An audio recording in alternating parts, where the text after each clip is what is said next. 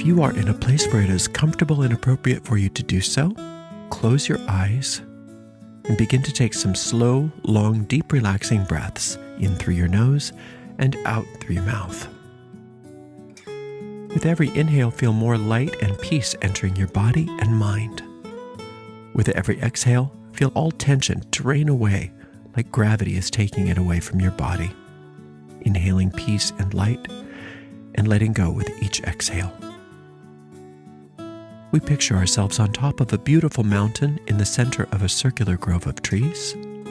In the center of our circle, a bonfire blazes forth, lighting us and the grove up with a sacred golden light. We recognize that this is the light of perfect love and perfect trust, and it easily and efficiently burns away everything that is not like itself, leaving us safe, pure, and serene. Into this sacred space, we invoke the presence of our Creator. To many of us, our Creator appears as a god and goddess, a mother and father.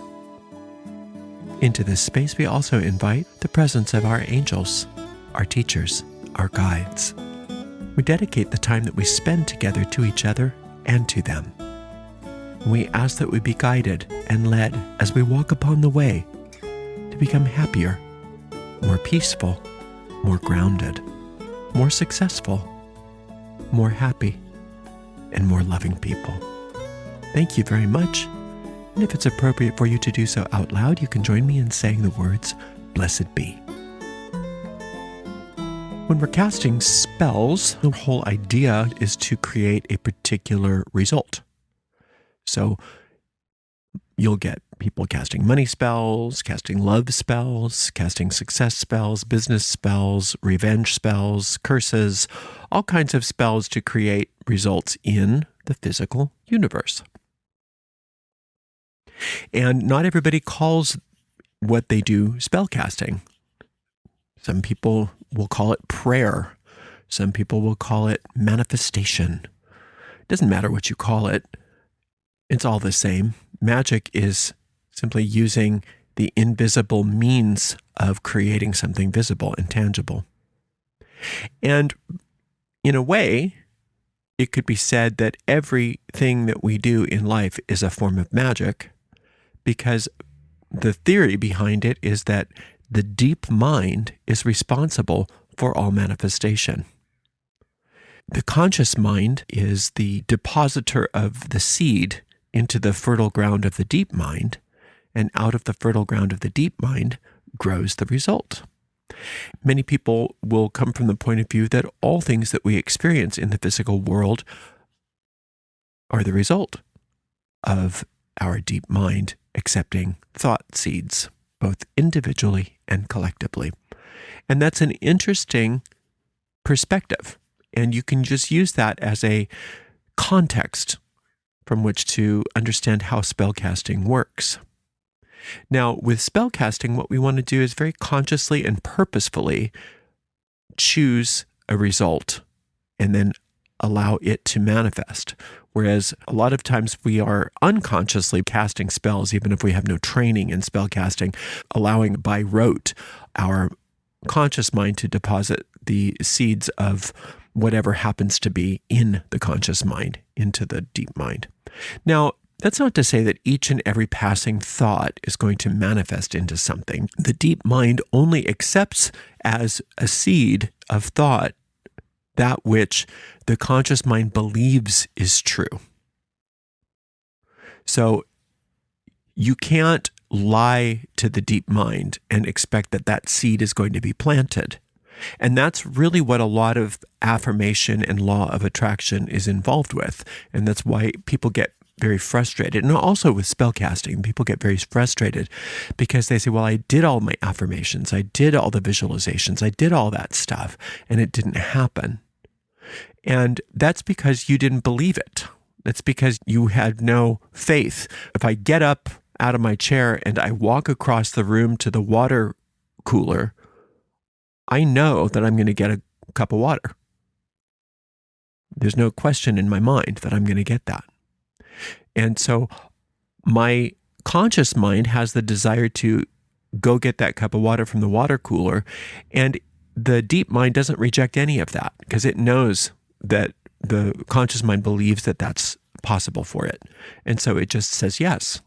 And so it creates all of the micro movements necessary to elevate me up out of my chair, get my limbs to walk across the room, to get my digits to perform that action of pulling the cup out and turning on the spigot, etc., and getting that cup of water. So that's a type of spell casting right there. But we take that kind of thing for granted because it's just sort of what we do every day. But see, that's the whole idea. The deep mind knows that there's no question. There's no question about that. Of course, you're going to have success in that. Why? Because you have faith. Because you have had experiences of similar kinds of things happening over and over again, where you can cross the room and get a towel, you can cross the room and get a cup, you can cross the room and turn on the television or whatever you need to do. And so your deep mind doesn't say, whoa, wait a minute, this isn't possible. It knows that all of those things are possible. So in spellcasting, a lot of what is necessary has to do with allowing ourselves to plant these thought seeds in a way where the deep mind knows that it's true, that it knows that it's happening. That's why it's very important to put things either in the present tense or the past tense in our mind. To say, I'm going to pay my bills, tells your deep mind, I haven't paid my bills yet. To say, I'm going to get healthy, tells your deep mind, I'm not healthy.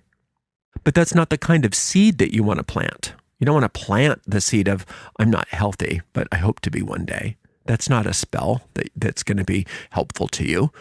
If you want health, you want to plant the seed of health. If you want abundance, you want to plant the seed of abundance, not I hope to be abundant one day, but right now I'm not.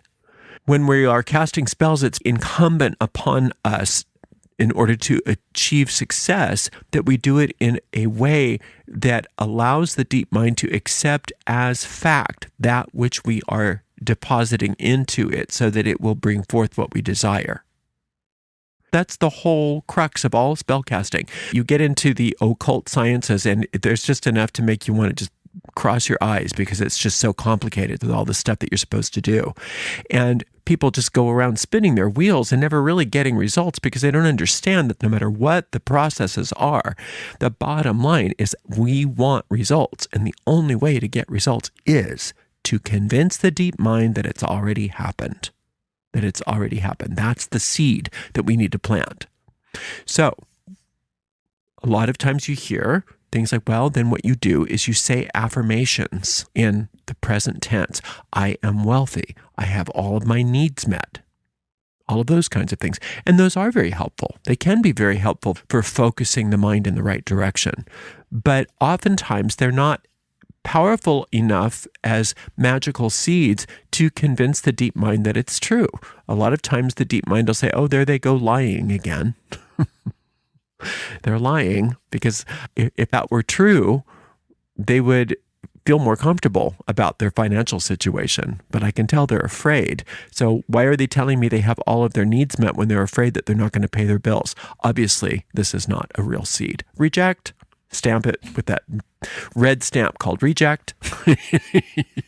And it's very important that your deep mind has that function of reject, reject, reject, because you don't want every little thought that crosses your mind to start manifesting into form. That doesn't make sense, right? Because then we don't have any status quo whatsoever. We don't have any objective reality, and we can't function in this three-dimensional world. So we want there to be sort of a gatekeeper, keeping the deep mind consistent with our reality. Of course we want that. But as a result, most of what we call magic is rejected by our deep minds. So what do? So the affirmations sometimes help, sometimes not. So then you hear people say, well, then you have to visualize it. You have to see yourself in that situation. See yourself doing, being, having those things. Very, very helpful to be able to see it. Very, very helpful. But there's a couple problems with just the visualization aspect of it. First is, a lot of people feel like they can't visualize. A lot of people say, oh, I just can't visualize. And in reality, they are just misunderstanding what visualization is. They can visualize. Everybody visualizes. You visualize whether you like it or not. You visualize so much you don't realize you're visualizing, and that's why you think you can't visualize, because it's just sort of normal for you. If I'm reading you a story, you're visualizing. If somebody's giving you directions, you're visualizing. You may not understand it because you're not seeing the pictures the way that you think you're supposed to be seeing the pictures, but you're visualizing. So on one hand, people think they can't visualize, and that causes frustration. So they have to train themselves how to visualize in the way that is organic to them personally. And so I don't want to go too far into the visualization aspect of things, but we talk about this from time to time. Some of the best ways to get your imagination and your visualization really well honed is to do things like read books, read fictional books, or listen to stories, tell stories, those kinds of things. Those are wonderful ways to get your visualization abilities more honed. And when you do things like watch a lot of television, watch a lot of movies, watch a lot of video games, the musculature in your mind that is responsible for creating visuals starts to atrophy because it's not necessary, because the pictures are already there. So you don't need to create a picture for yourself like you do when you read a book or when somebody's telling you a story. But even the best visualizers in the world will very often not achieve the success that they want, because still the deep mind will reject it. They're like, well, they're showing me this scene getting the house sold, but they're always afraid that the house isn't going to sell. So obviously this isn't true. They're lying to me again. They're just lying with a picture. Reject. So what do you do? Well, the secret to successful spellcasting is within the realm of what I call conjuration. Now, conjuration in magic is often thought to be conjuring spirits, conjuring demons, conjuring entities. And there's so much superstition wrapped up in things like demonology and spiritualism and things like that, that it's just a quagmire. It's just this very strange landscape where there's not a lot of consensus and not a lot of understanding. But to conjure something means to make it up. To conjure is to make it up, is to create it out of nothing. So you can't conjure a spirit of that's a sentient spirit that doesn't come from your deep mind. That's not really conjuring. Conjuring doesn't really come from anything but you. So in order to conjure effectively for magic is conjuring the, quote, spirit of the desire. And the spirit of the desire is simply the feeling of it. Conjuring the spirit of your desire simply means conjuring the feeling of it. If you can conjure the feeling that you already sold your house, if you can conjure the feeling that you already are married, happily married, that you already did get the job, that you already are employed, that you already are successful, that you already did pay those bills, that all of that's happened, if you can conjure those feelings, the deep mind takes that desire, and it takes that green stamp and says, accepted, and then it's just a matter of time for it to manifest. So all of the visualizing and the affirming and the candle burning and the incenses and the perfumes, all of that are simply there to provide an infrastructure, if you will, to make it easier for you to conjure the feeling that what you desire is an established fact. But it's the feeling that is the catalyst for success that allows the deep mind to say, yes, this must be true. Since they have that emotion attached to this, this must be true. So that's the secret of success to all spellcasting, is that you have to conjure the emotional feeling of that which you desire, as if it were already an established fact. How do you do that? Practice. You practice and you work within your sphere of influence. Okay, let's put a pin in that for a second and let's look at the idea of what kinds of feelings we conjure all day long. We are conjuration machines, whether we like it or not. We're conjuring all day long. We're constantly conjuring spirits, conjuring the spirits of resentment, of fear, of worry, of upset, of irritation, of all of those kinds of things. We allow our conjuration abilities to be on autopilot. And that's that spellcasting by rote that we have to be so careful of. Now, that's not to say that you should suppress your feelings or pretend like you're not feeling something, but you do need to be aware of your feelings. The more aware you are of what you're feeling, and you're saying, well, why am I creating this feeling? Do I want more of this? What can I do about that? What can I do about the feelings that I'm conjuring that I don't want to see manifest in my world? I can't just pretend I'm not feeling them. I can't just switch the feeling around. Well, what you can do is, first and foremost, learn how to relax.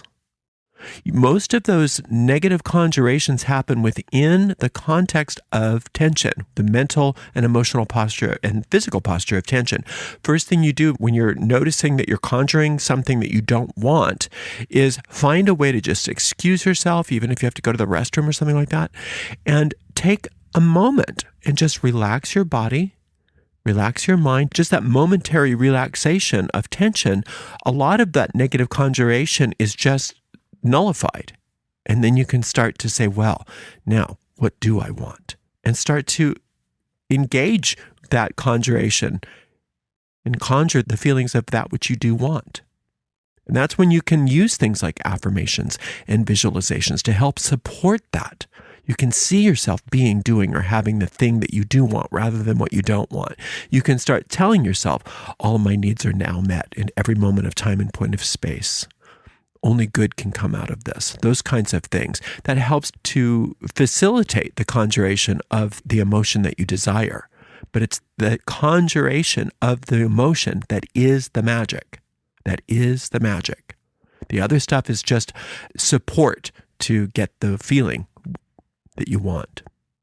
So part of spellcasting is deciding what we want, choosing a goal, choosing an objective, and then finding within the system of magic that we work, finding a way to categorize it and codify it and allow ourselves to align with Akashic energy that helps to bring us into greater and greater experiences of what we want. Things like days of the week and planets and deities and angels and all that kind of stuff. That's very helpful. But all of that still is only an adjunct to the actual spellcasting process, which ultimately rests upon your ability to conjure the feeling of that which you desire. Ultimately, that is the bottom line of what creates success in your spell. The rest of it is all just structure. But if you don't have that conjuration of the fulfillment of what you want, then nothing will work for you. And a lot of times, you can get everything else kind of wrong. But if you get the conjuration right and you really get that feeling that everything's working out just perfectly for you, it'll happen, regardless of all of the technical problems with your spell. Sometimes I've had spells that have been technically perfect, but they don't work.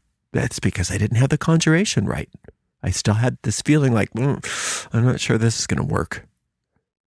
Then there's been other times where I haven't been so great at maybe my talismans were misspelled, or I had the wrong correspondences, or I chose the wrong planet, and I got that feeling right, and it happened. Best case scenario is you get it all right. You get everything perfect, right? But you can't. But if you're going to err on any side of any equation, you don't want to err on the side of the conjuration. You don't want to err on the side of the feeling. It's the feeling that produces the results always. So just take a moment right now and think of something that you want. It doesn't have to be a big deal. Just something, even something medium to small range, something that you'd like to see happen. Just allow yourself to just take a moment and define what that is. What would it look like? How big is it? How small is it? What color is it? What is it? What is this thing? What's it going to do for you? What's the essence of this desire? How's it going to help you? What are the emotions that are going to occur when this thing comes about? For instance, maybe your desire is to have enough money to pay some bills that have been a problem for you. What would happen if all that money just came through today? Somebody just gave you a check. How would you feel? How would that feel if you just got a check and all of those bills were paid? What would that feel like? What would the emotion be? Would that be a relief? Would it be joy? Would that be ecstasy? What would that feel like? Whatever your thing is, just assume that it happened. What would your emotion be? And now your job is to conjure that emotion. Just imagine this has already happened, whatever way you can, regardless of your visualization abilities. Imagine this has already happened. And how does that feel? Sitting in that feeling, relaxing into that feeling. Just really dropping into that feeling, allowing that feeling to be the only reality in your life. Notice how your body feels. So that's what conjuration feels like. And you want to do that every single time you're having any kind of a visualization session with your spell, anytime you're burning a candle, sprinkling a powder, doing whatever thing you're doing, making a talisman. That's why I love making my talismans from scratch, because I can color them in and really take time, because every time I'm coloring that talisman, I'm conjuring the feeling of, yeah, this has happened. This has happened. This has happened. Ooh, this feels so good. I love that this has already happened. So I'm just engraving that into my mind when I'm creating that talisman. I'm engraving that into my deep mind, and my deep mind can't help but drink it up and just say, yeah, must be true, because this guy is really feeling it. So yay, we're going to stamp this one accepted. Right? Whereas if I'm making that same talisman and I'm scribbling really intensively, it's like, I've got to make this happen. I've got to make this happen. Oh, I've got to get this bill paid. And you're scribbling really hard and worried so much about it, thinking, oh, this talisman better work. This talisman better work. You know what that deep mind is going to say, right? Sorry, rejected. So be aware that the bottom line for all spellcasting, no matter what your process is to get that feeling of what you desire already established, so that your deep mind says, yes, accepted. And then that seed grows, and then it's just a matter of time. And that's why we say, when your spell has already been cast and has been accepted by your deep mind, because you have a sense of peace and certainty about it. There's no question in your mind that it's coming. You feel so good about it. That's when you know it's happened. And that's why so many times it's very important to repeat a spell again and again and again, just to make sure that you can get to that point where you're conjuring it right. Now, if you get the conjuration right away, and you get that sense of peace and certainty, you know that it's happening, you don't have to keep repeating your spell. You're done. In fact, it's better not to keep repeating it, because then if it's already done and your deep mind has accepted it, and then you go back and redo it, then your deep mind says, oh, I guess this wasn't real. I thought we did this. Oh, I guess we better reject this one for now until they get this handled, right? It's a good idea to stop casting if you've already gotten to that point where you've conjured the feeling, and that feeling of certainty is already established. Then you just stop, you move on, you forget about it, you don't think about it anymore, and you let it run its course, you let it do its thing. So if you can do nothing more than get the feeling and the emotion conjured of success for your spell, you're fine. So I would invite you to work on that this week. Find some magic that you want to perform and get right to the feeling of success. Do your best to learn how to conjure that feeling. If you're having trouble conjuring the feeling of success, look at your sphere of influence. Maybe you're trying to go too far too fast. Pull it back a little bit. Maybe retweak your goal a little bit to where you can find that you can conjure that feeling with more success. Thank you so much for spending a little time with me today. I so appreciate you. Until next time, blessed be.